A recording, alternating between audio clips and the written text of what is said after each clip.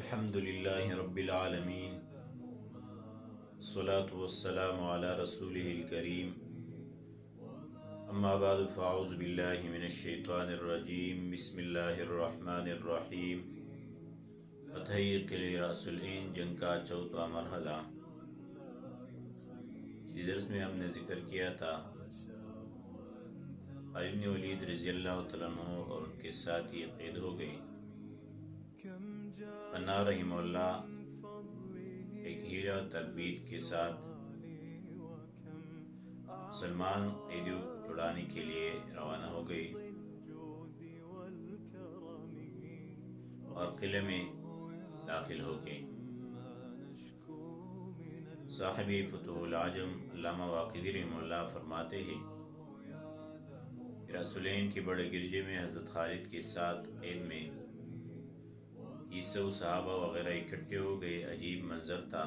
رات کے وقت حضرت سعید بن زید رضی اللہ عنہ حضرت خالد رضی اللہ عنہ کے پاس تشریف لے گئے اور گلشنی نبوی کے ان بلبلوں نے آپس میں ایک دوسرے کو سلام کیا. نوارد خود ساختہ قیدیوں نے حقیقی قیدیوں کو مبارکباد دی کہ اب تمہاری رہائی قریب ہے. حضرت خالد رضی اللہ عنہ نے فرمایا کہ مجھے جب معلوم ہوا یوقنا کو قید کر کے لایا جا رہا ہے تو میں نے جان لیا یوقنا نے کوئی ہیلا کھڑا کیا ہے اور کسی تدبیر کے تحت یہاں آ رہا ہے. اس کے بعد حضرت سعید رضی اللہ عنہ نے ایک آدمی کو کس طرح حضرت ایاز بن غنم کی طرف بھیجا کہ ان کو کہہ دے کہ قلعہ رأس العین کے لیے بس ایک معرکے کی ضرورت ہے، آپ لوگ فوراً باہر سے آ کر کارروائی شروع کر دے. ایاز رضی اللہ عنہ چونکہ عام افواج اسلامیہ کی کمان کر رہے تھے، جب آپ کو معلوم ہوا تو آپ نے فوراً فوجوں کو حکم دیا کہ جلدی وہاں پہنچ جاؤ. لیکن دشمن کے جاسوس سے بچ کر چلو. چنانچہ لشکر اسلام صبح طلوع ہونے سے پہلے رأس العین پر خوابوں کی طرح جھپٹ پڑا. میدانی کا رزار گرم ہوا، گھوڑے ہنہنانے لگے اور والعادیات ضبحا کی عملی تفسیر سامنے آنے لگی. تلواریں چمکنے لگے اور نیزے رقصا و خراما کا منظر پیش کرنے لگے. جیش اسلامی کے نمور جیالے جمتے ہوئے میدان میں اترے. بفرے ہوئے شیر داڑتے ہوئے کفر کی لومڑیوں کو نوچنے لگے. لڑائی کے شعلے بڑک اٹھے، گردنیں کٹ رہی تھی اور جسم گر رہے تھے. ادھر سورج طلوع ہونے لگا تاکہ پہلوانوں کا نظارہ دیکھے اور ادھر تلواریں غروب ہونے لگے تاکہ خون سے اپنی پیاس بجھا دے. انسان کا رن پڑا. شہریاز اپنی صفوں کو درست کرنے کے لیے کھڑا تھا. اس کا خاص باڈی گارڈ ان کے ساتھ تھا کہ اچانک ہی محمدی کچارے سے ایک غضبناک شیر عبداللہ بن قرط رضی اللہ عنہ ان پر حملہ آور ہوا اور بھاگنے لگا. لیکن عبداللہ اب ان کے لیے موت کا فرشتہ بن چکا تھا. آپ نے جچا تلا نیزہ ان کے سینہ میں مارا جو آر فار نکلا اور بادشاہ شہریاز گر کر ہلاک ہو گیا. عبداللہ نے گھوڑے سے اتر کر اس کا سر قلم کیا اور نیزہ پر اٹھا کر اونچی آواز سے کہا، خبردار، میں نے بادشاہ کو قتل کر دیا ہے. یہ اس کا سر ہے، اب کوئی جو کچھ کرنا چاہے اس کی مرضی ہے. یہ آواز سن کر کفار بھاگنے لگے اور مسلمان نے ان کو تلواروں سے کاٹنا شروع کیا. بھاگنے والے بھاگ گئے، مرنے والے مر گئے اور قید ہونے والے قید ہو گئے. بڑے بڑے جرنیل یا قتل ہو گئے یا قید ہو چکے تھے. بادشاہ شہریاز بغیر تاج و تخت کے زمین پر بے یار و مددگار پڑا تھا. اس سب منظر کے پیش نظر راقب الحروف نے ایک بار پھر کہا، ان عہد عادٍ کان معروفا لنا اصل الملوک وقتلها وقتالها. سامعین کے جو تبکیلے میں نعمان بن منذر رضی اللہ عنہ کے قصیدے کا ایک شعر پھر نقل کرتا ہو فرمایا، وسوف نقود الخیل جردا سوابقا الى شہریاز الکلوی ذاک شدیدها. اور ہم قریب تیز رفتار عمدہ گھوڑے شہریاز کتے پر دوڑائیں گے جو تمام کتوں سے زیادہ سخت ہوتا ہے. جدید بن ناشی فرماتے ہیں کہ مجھے جنگ ختم ہونے پر مقتولین کی گنتی کا بڑا شوق رہتا تھا، چنانچہ میں نے کنکریاں پھینک پھینک کر ایک ایک کو گنا تو کفار کے 80,750 آدمی مارے جا چکے تھے۔ قیدیوں کا تو اندازہ لگانا مشکل تھا۔ رأس العین کے لوگوں کو جب پتہ چلا کہ بادشاہ مارا گیا ہے اور مسلمان اب شہر میں داخل ہونے والے ہیں تو بہت پریشان ہوئے اور رأس العین کے گورنر مرسیوس کے پاس جمع ہو گئے تاکہ شہر اور خاص قلعہ کی حفاظتی انتظامات مکمل کیے جا سکیں۔ گورنر مرسیوس اب بادشاہ کی جگہ خود بادشاہ بن چکا تھا۔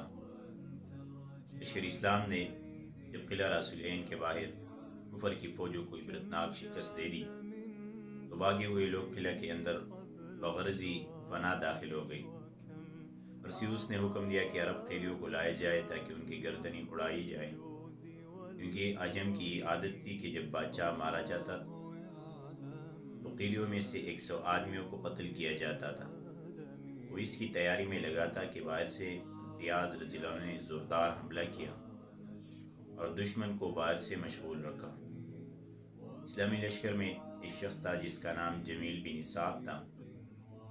یہ غضب کا تیر انداز تھا، ہوا میں پرندہ جہاں مارنا چاہتا تھا اس مقام کو نشانہ بناتا تھا۔ یہ شخص مدینہ منورہ سے جہاد کا زبردست شوق لے کر بوڑھی والدہ کو الوداع کہہ کر یہ آیا تھا۔ والدہ نے ان کو جہاد کا حکم دیا۔ اس معرکے میں اس اللہ کے شیر نے دشمن کے 30 جرنیل کے بعد دیگرے واصلی جہنم کیے۔ دشمن نے دور سے اس پر بذریعہ فلاخن سنگباری شروع کی، اس سے کئی مسلمان شہید ہو گئے۔ جمیل رحمہ اللہ نے ان لوگوں کو بھی تیر کا نشانہ بنایا، اس کی وجہ سے وہ مورچہ خالی ہو گیا۔ یہ لڑکا تیر پھینکتے وقت کہتا تھا، آشوقاہوں الی الشہادہ، آئی شہادت کا شوق۔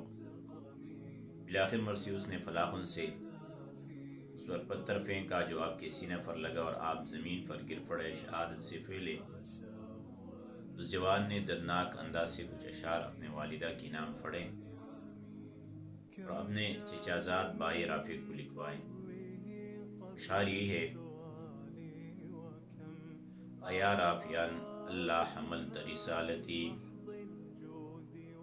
تخبر انی قد لقیت حمامی، وإن جئت أمي رافعا وعشيرتي فخصهم مني بكل سلام، وإن سألت عني العجوز فقل لها قتيل حجار لا قتيل سهام، طريحا بباب الحصن لما تطايرت من الحجر الصلد الأصم عظامي، ولست أبالي إن قتلت لأنني أرجى بقتلي في الجنان مقامي۔ ترجمہ یہ ہے، اے رافی تم میرے اس خط کو کیوں نہیں لے جاتے ہو کہ تم اطلاع کر دو کہ میں نے موت سے ملاقات کی۔ اے رافی اگر تم امی جان اور میرے خاندان کے پاس گئے تو ان کو میرا خصوصی سلام عرض کرنا، اور اگر تجھ سے میری ضعیف والدہ میرا حال پوچھے تو ان سے کہو کہ جمیل تیر سے نہیں پتھر سے شہید ہوا ہے۔ قلعہ کے دروازہ پر اس حال میں پڑا ہے کہ مضبوط پتھر سے اس کے پرخچے اڑ گئے۔ مجھے اپنی موت کی کوئی پرواہ نہیں، کیونکہ میں اپنی شہادت سے جنت الفردوس کی امید رکھتا ہوں۔ اللہ اکبر۔ جمیل کی شہادت اور ان اشعار کی وجہ سے مسلمانوں اور خاص کر حضرت یاز رضی اللہ عنہ بہت روئے۔ اس ضعیف کی والدہ نے جمیل پر صبر جمیل اختیار کیا اور دعائیں دی اور کہا، یا بنی عشتا سعیدا ومت شہیدا، یہ میرے لخت جگر تو نیک بخت ہو کر زندہ رہا اور شہید ہو کر مرا۔ جمیل کو ادھر ہی دفنایا۔ ادھر ملعون مرسیوس نے پھر گرجا میں جا کر حضرت خالد اور ان کے ساتھیوں کو قتل کرنے کا ارادہ کیا، لیکن عاصم بن رواحہ پھر اڑے آئے اور کہا کہ جنگ جاری ہے، اس وقت ان کو قتل کرنا مناسب نہیں ہے۔ ایک دن حضرت خالد رضی اللہ عنہ اور دیگر ساتھیوں نے طے کر لیا کہ بس آج جب یہ لوگ میدان میں لڑنے جائیں گے پیچھے سے ہم کارروائی کر دیں گے۔ مکمل تیاری اور پورا منصوبہ بنا لیا، لیکن اتفاق سے اس دن لڑائی نہیں ہوئی۔ عاصم نے صحابہ کرام رضی اللہ عنہ کو سمجھا دیا کہ جب یہ لوگ گرجا میں عبادت یا مشورے کے لیے جمع ہو جائے تو اس دن سب مل کر کارروائی کریں گے۔